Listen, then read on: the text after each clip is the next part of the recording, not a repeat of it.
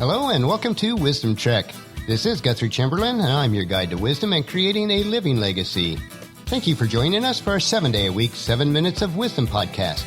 This is day 140 of our trek, and yesterday we started digging up nuggets of wisdom that I learned from Jim Rohn, one of my virtual mentors, and then we applied some Wisdom Trek logic to the nuggets that we discovered.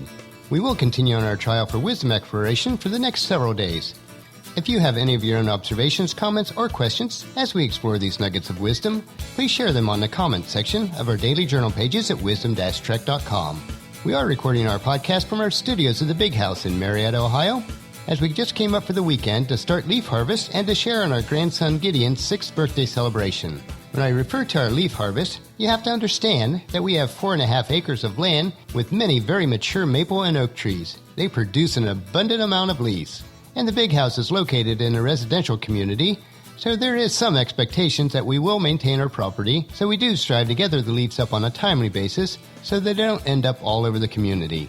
Today was the first day of many that we will spend gathering up leaves. Fortunately, we do have a powerful vacuum system attached to the mower that takes most of the difficult work out of it. We were able to clean up the entire mowable portion of our yard today, which consisted of 8 loads. Each load has a capacity of over 400 gallons, so that's 3,200 gallons of leaves. That is a lot of leaves, and today was a rather light day in comparison to when most of the leaves do fall.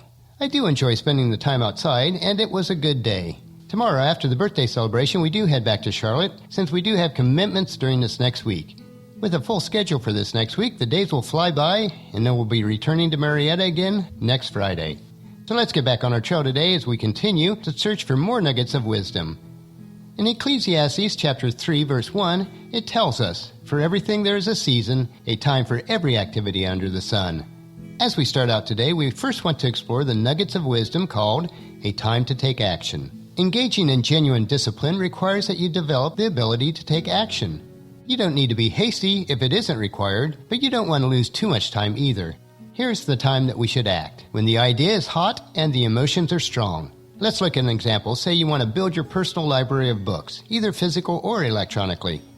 If you have this strong desire to do so, what you have to do is to purchase your first book, and then get your second book.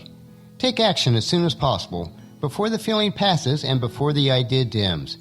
If you don't, here is what will happen. You will fall prey to the law of diminishing intent. We intend to take action when the idea strikes. We intend to do something when the emotions are high. But if we don't translate that intention into action fairly soon, the urgency starts to diminish.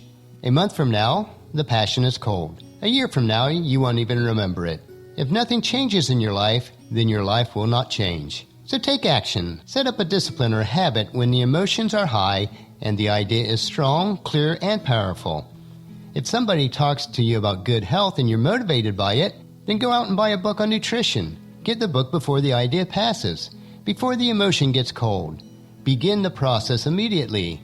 For instance, fall to the floor and do some push-ups or some exercises. You've got to take action, otherwise the wisdom is wasted. The emotion soon passes unless you apply it to a disciplined activity. Discipline enables you to capture the emotion and the wisdom to translate them into action. The key is to increase your motivation by quickly setting up disciplines. By doing so, you've started a whole new process for your life. Here's the greatest value of discipline. It's self-worth, also known as self-esteem. Many people that I've listened to that are teaching self-esteem, they don't connect it to discipline. But once we sense the lack of discipline within ourselves, it starts to erode our psyche. One of the greatest temptations then is just to ease up a little bit. Instead of doing your best, you allow yourself to do just a little bit less than your best. Sure enough, you've started in the slightest way to decrease your sense of self-worth. There's a problem with even a little bit of neglect. Neglect starts as a small infection. If you don't take care of it, it becomes a full-blown disease. And one neglect leads to another. Worst of all, when neglect starts, it diminishes our self-worth. And once this has happened, how can you regain your self-respect? All you have to do to prevent this is to act now. Start with the smallest discipline that corresponds to your philosophy. I would ask you to make this commitment.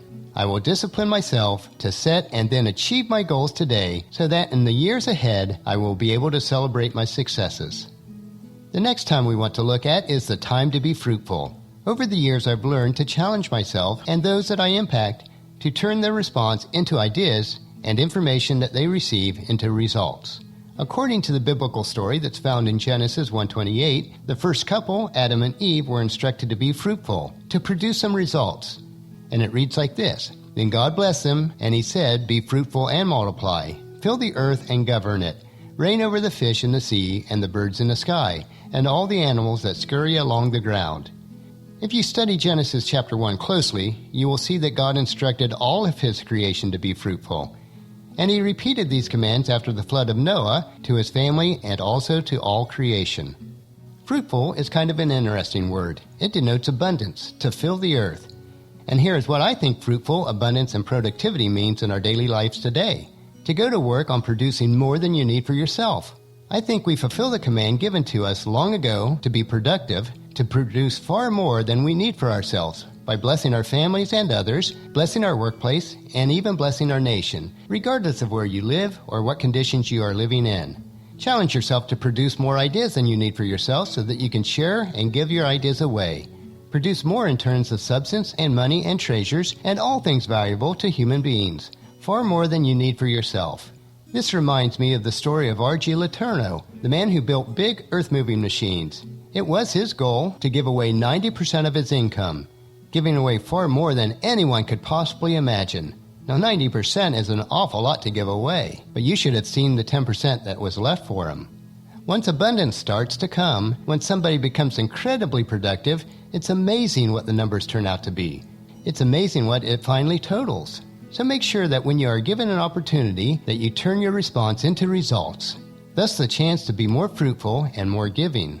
As we gain wisdom and apply these principles to our lives, God will even multiply our years, so that we can have even more opportunities to be fruitful. Proverbs 9:11 tells us, Wisdom will multiply your days and add years to your life. We should produce abundant results in all of our endeavors. The Apostle Paul, in his letter to the church of Ephesus in chapter 6, verse 7, puts it this way: Work with enthusiasm as though you were working for the Lord rather than working for people.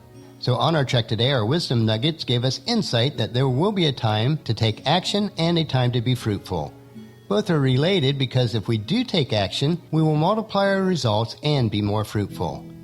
As we continue on our trail, come along with us tomorrow for another day of Wisdom Trek, creating a legacy, and we will search for more of these precious wisdom nuggets that are more valuable than hidden treasures.